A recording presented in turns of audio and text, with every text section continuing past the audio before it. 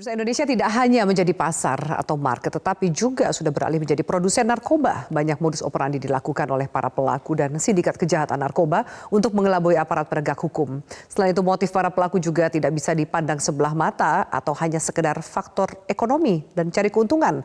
Tetapi tidak menutup kemungkinan ada indikasi lain. Kami akan mengulasnya bersama Wakil Direktur Tindak Pidana Narkoba Barreskrim Polri, Kombes Pol Jayadi. Pak Jayadi, selamat sore. Selamat sore, Mbak. Dan bergabung juga dari luar studio, aktivis anti narkoba Asep Iwan Iriawan dan juga Ketua Umum Garda dan Mengobati GMDM Irjen Pol Purnawirawan Arman Depari. Bang Arman, Kang Asep, selamat sore.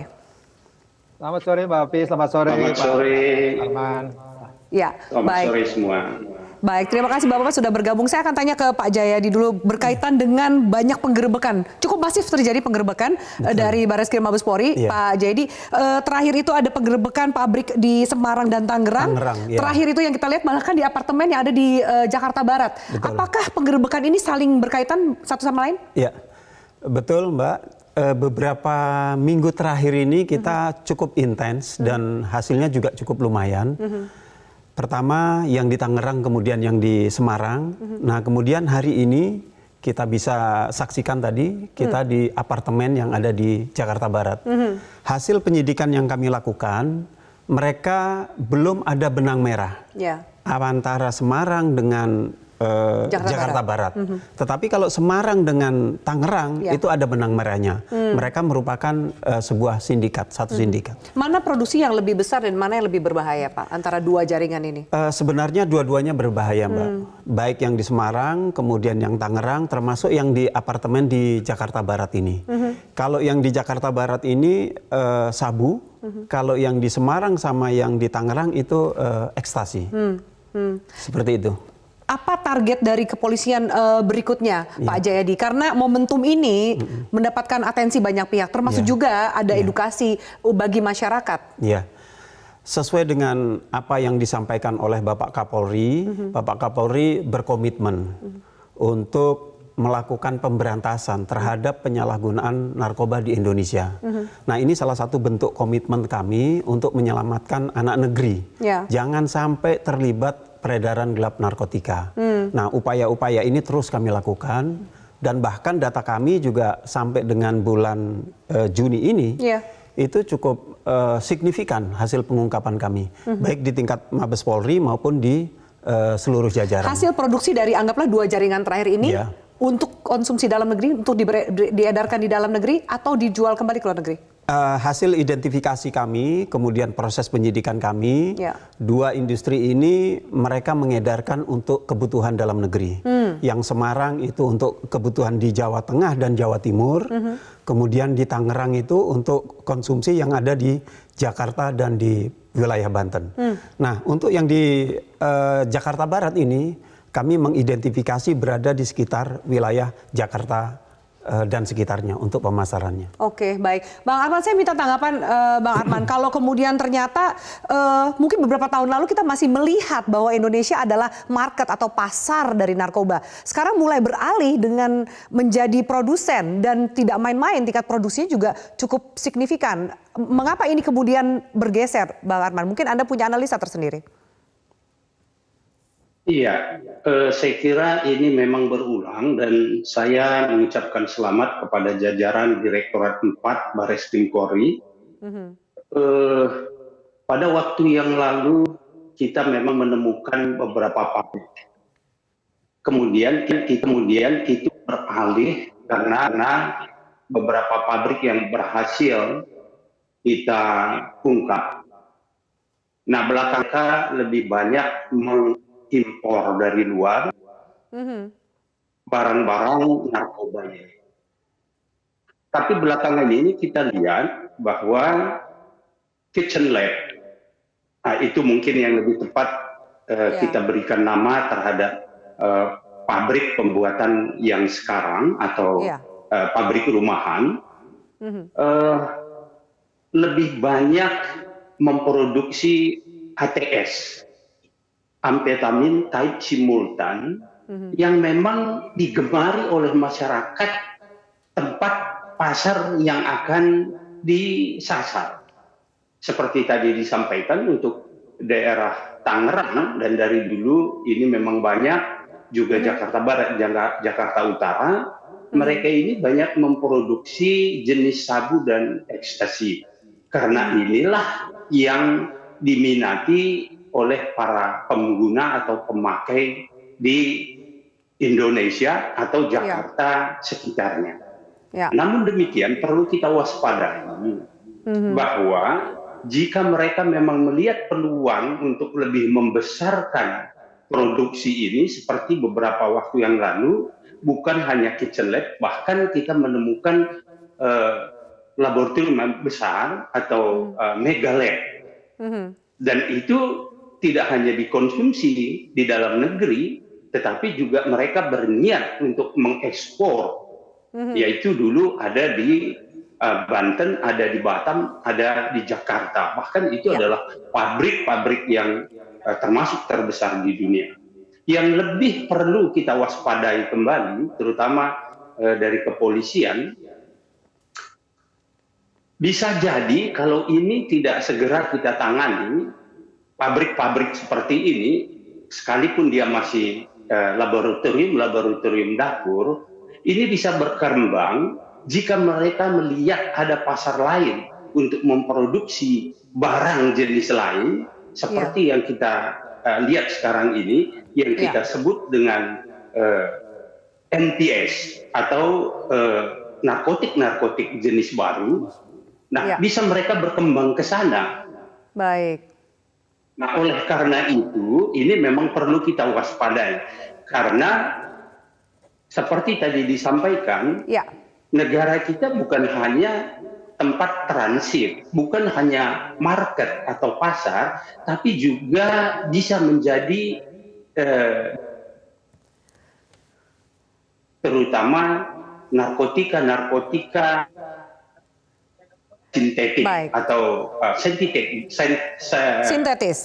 drugs. Baik, baik. Pemirsa, terima kasih Anda masih bersama kami. Kang Asep, kita tahu bahwa ratusan ribu bahkan jutaan jiwa ini berhasil diselamatkan karena pengungkapan pabrik-pabrik narkoba ini. Tapi semakin geram juga masyarakat, kenapa tidak ada jera-jeranya bandar narkoba baik di dalam negeri maupun dari luar negeri bermain di Indonesia? Apa yang membuat efek jera itu benar-benar bisa dirasakan oleh mereka, Kang Asep? Apa harus hukuman mati kembali ditegakkan? Ya, jadi saya ingat 20 tahun yang lalu tuh ya lebih ya, ada pabrik terbesar juga tuh di Tangerang, Angkeng Sui ya. Pak Arman lebih tahu tuh ya, bagaimana Angkeng Sui itu pabrik sangat terbesar. Terus kemudian juga di Jakarta kena, dan kita ketika di Tangerang kita mati-matiin. Nah, kenapa sekarang itu berulang bandar semakin besar, semakin diulang juga di tempat-tempat tertutup ya, di perumahan-perumahan tertentu yang sifatnya sangat-sangat jangkauan dari masyarakat. Karena apa? Adanya ketidakkonsistenan ya penegak hukum, baik di lingkungannya teman-temannya Pak Jayadi, Pak Arman, maupun di lingkungan teman-teman saya. Artinya ada oknum-oknum tertentu yang masih bermain. Artinya gini ya, paling gampang di lingkungan saya, harusnya konsisten hakim ini kan, sekali mati tetap mati, tapi kan akhirnya berkurang. Satu, bahkan lebih mengerikan lagi kan, hakimnya main-main tuh di Pandeglang. Ya, di Pandai Hakim main narkoba loh di ruang sidang. Sekarang belum diproses. Yang satu proses karena anak petinggi di MA. Satu itu. Kedua, menyangkut barang-barang bukti ini ya, sekali lagi berputar. Jadi kalau istilahnya kemarin itu ditukar ya sama terawas dan sebagainya. Jadi selama oknum-oknum masih bermain, adanya ketidakkonsistenan dari penegakan hukum, ya artinya tidak konsisten lurus, misalkan ya bahwa ya bandar-bandar harus dimatiin, apa lebih penting lagi eksekusinya cepat dilaksanakan. Selama itu tidak terlaksana, itu akan berulang, apalagi dikaitkan kepentingan tadi narkopolitik. Faktanya kan banyak tokoh-tokoh politik, entah ketua cabang, entah ketua daerah yang terlibat ditangkapin tuh oleh Pak Arman tuh, banyak tuh kan. Saya masih ingat tuh teman-teman Arman nangkapin tokoh-tokoh anggota dewan bermain dan sebagainya. Selama itu berada, selama itu akan berputar dan berulang. Kan nilainya besar sekali, nilainya kan triliunan. Tapi terlepas apapun kita apresiasi kepada pihak kepolisian, ya, buatlah mengungkap. Kalau ini tidak terungkap, berapa nggak jadi korban manusia? Ya, ini pabrik-pabrik yang sekarang beredar dalam bentuk baru sintetis itu yang memang harus diwaspadai. Ya, dibungkus dengan kemasan-kemasan tertentu yang akan menghasilkan produk-produk terbaru yang sebenarnya tidak ada dalam lampiran. Yang seharusnya ini kan waspada kepada penegak hukum, terutama rekan-rekan saya, jangan sampai dikelabui gitu kan. Apalagi tadi kelabui make gitu kan, make nggak diproses ya. Tambahlah nanti urusannya akan berulang lagi. Istilahnya ya tiap semester nanti Pak Jayadi akan nangkap lagi, nggak selesai-selesai gitu Nggak kan. Apalagi ada selesai-selesai. pembuat. Iya. Oke. Baik, Kang Asep, dan ini semakin bikin geram karena kemudian, maaf ya, ada mungkin dari pihak kepolisian oknum, kemudian dari rekannya Kang Asep tadi bilang hakim juga bermain, tidak inkonsistensi semuanya, termasuk jangan sampai ternyata terlibat dalam politik gitu, Pak Jayadi. Apa yang dikhawatirkan oleh Kabareskrim soal narkopolitik ini dan berkaitan juga tahun pemilu ini? Iya, beberapa waktu yang lalu Pak Kabareskrim pernah menyampaikan kepada kita semuanya, kepada publik, bahwa peredaran uang gelap narkotika ini cukup besar. Nah, jangan sampai peredaran uang gelap yang begitu cukup besar ini kemudian masuk dalam kontestasi. Nah, itu diwanti-wanti betul. Kemudian, Gimana taunya itu tidak masuk atau sudah masuk? Nah, jajaran diperintahkan untuk selalu melakukan antisipasi. Seluruh direktur pada saat kemarin melaksanakan rakernis ditekankan. Antisipasi, lakukan penindakan, lakukan tindakan tegas terhadap para pelaku bandar terkait dengan peredaran uang di narkotika ini. Gunakan TPPU untuk melakukan efek jera terhadap para bandar ini. Sehingga Pak Kabareskrim wanti-wanti jangan sampai kemudian uang yang begitu besar ini kemudian masuk ke dalam arena politik. Nah, itu diwanti-wanti oleh Pak Kabareskrim. Lalu soal narkopolitik ini, ketika tadi Kang Asep mengatakan ada oknum kepolisian, bahkan sudah masuk ke pengadilan, bagaimana masyarakat bisa sama-sama menyoroti ini, Pak? Termasuk juga, karena kan tokoh politik mungkin tidak tersentuh, bisa dikatakan untouchable dari sisi hukum. Ya, ini sebenarnya keterlibatan masyarakat sangat diperlukan. Bagaimana bersama-sama untuk melakukan pengawasan terhadap semua kita, jangan sampai itu masuk ke arena yang kita anggap sebagai narkopolitik. Nah, seperti itu. Baik, Bang Arman mungkin punya tanggapan lain gitu, bagaimana supaya uang narkoba ini tidak masuk ke ranah politik, karena sensitif sekali, apalagi kemudian uangnya besar, bisa jadi kucuran dana segar dalam perhelatan pemilu, Bang. Ya, itu memang selalu perlu kita waspadai dan biasanya itu ketahuan kalau orangnya sudah tertangkap. Nah, permasalahannya memang kita tidak bisa langsung menelusuri keuangan mereka, aliran dana yang mereka peroleh dari narkoba kemana. Iya. Namun ada beberapa pengalaman kita di masa-masa yang lalu, di beberapa daerah memang mereka memanfaatkan jaringan narkoba ini dan juga hasil penjualan narkoba ini sebagai modal untuk mereka untuk mencalonkan diri menjadi pejabat dan juga menjadi tempat mereka nanti untuk mengekspresikan dirinya lagi di lingkungan legislatif. Nah, ini dulu terjadi di daerah Aceh, Sumatera Utara, bahkan di Jawa Tengah dan Jawa Timur. Nah, oleh karena itu memang yang paling efektif harus kita lakukan di samping mengusut atau menyidik tindak pidana narkobanya, itu harus segera disertai dengan tindak pidana pencucian uangnya. Nah, ini yang paling penting. Sehingga segera para penyidik sudah mengetahui kemana aliran dana ini diberikan atau disalurkan. Jangan sampai nanti seperti tadi statement awal, dana dari atau uang dari hasil penjualan narkoba ini justru digunakan untuk kepentingan politik yang pada akhirnya tentu yang sangat dirugikan adalah masyarakat. Iya, baik. Kang Asep, selain hukuman mati, pengenaan pasal dari TPPU sejauh mana bisa memaksimalkan hukuman bagi pengedar? Ya, saya kira kita belajar ada satu kasus yang menarik, bagaimana narkotika dikaitkan dengan pencucian uang, yaitu di kasusnya Kalapasnya Nusa Kambangan kan salah satunya. kemudian juga Freddy Budiman dan beberapa itu akan efektif. Artinya jangan hanya dikenakan undang-undang narkotika saja, tapi dikenakan apa yang dikatakan Pak Arman, harus dikenakan pencucian uang. Jadi berbarengan, jadi kumulatif dakwaannya kalau itu akan terkena maksimal.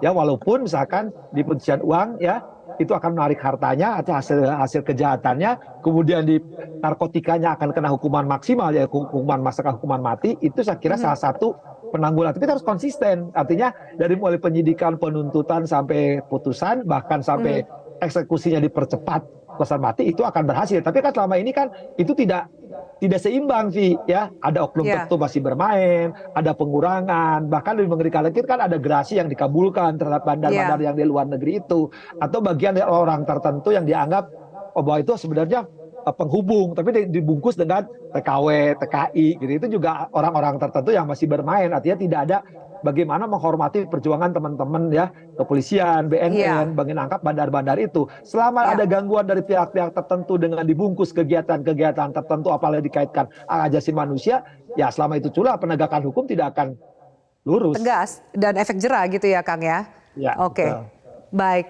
Saya kembali ke Pak Jayadi. Pak, kita tahu bahwa yang disasar juga selain jaringan di dalam negeri maupun jaringan di luar negeri atau mancanegara. Apa yang perlu dilakukan supaya kemudian kegiatan ini atau upaya penggerbekan, penangkapan ini bisa mendapat dukungan dari masyarakat? Karena contohnya misalnya Pak, di penggerbekan dilakukan di Tangerang, itu di perumahan. Ternyata warga mengatakan tidak mengetahui ada aktivitas itu. Termasuk di apartemen, masuk ke apartemen mewah yang eksklusif, yang individual, sehingga tidak terendus oleh kegiatan oleh masyarakat. Apa yang bisa dilakukan? Ya, kami juga pada kesempatan ini menghimbau ya, sebenarnya upaya pemberantasan narkoba ini tidak hanya dibebankan kepada aparat penegak hukum, tetapi yang penting adalah bagaimana kepedulian masyarakat untuk bersama-sama melakukan pemberantasan narkoba yang ada di Indonesia. Bapak merasa masyarakat peduli nggak membantu kegiatan upaya ini? Kami merasakan belum optimal. Perlu dilakukan edukasi supaya masyarakat juga lebih peduli.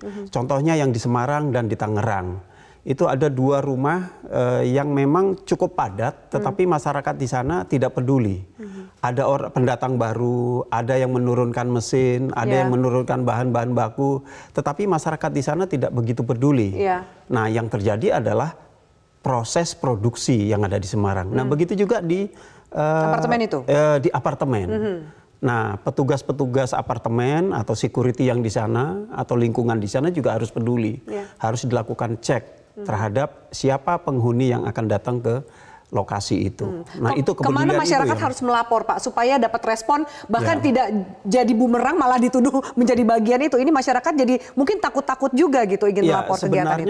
Sebenarnya sentra-sentra pengaduan sudah dibuka di mana-mana. Dimulai dari di Polsek juga ada. Silakan melalui Polsek. Di Polres juga ada, di Polda juga ada, di Bariskem juga ada. Itu hotline kita buka semuanya. Tinggal masyarakat untuk menyampaikan informasi itu. Dan kami jamin, kami pastikan yang memberikan laporan itu akan kita berikan perlindungan. Tidak mungkin akan kita buka informasi itu dari siapa. Itu Mbak. Itu jaminan dari pihak kepolisian untuk upaya dari masyarakat untuk membantu penegakan hukum di bidang narkoba ini. Pak Jayadi, terima kasih banyak untuk waktu dan diskusi kita. Bang Arman Depari, Kang Asep, terima kasih banyak untuk diskusi kita. Sama-sama kita mendukung upaya pemberantasan narkoba di Indonesia. Terima kasih, selamat malam, sampai jumpa.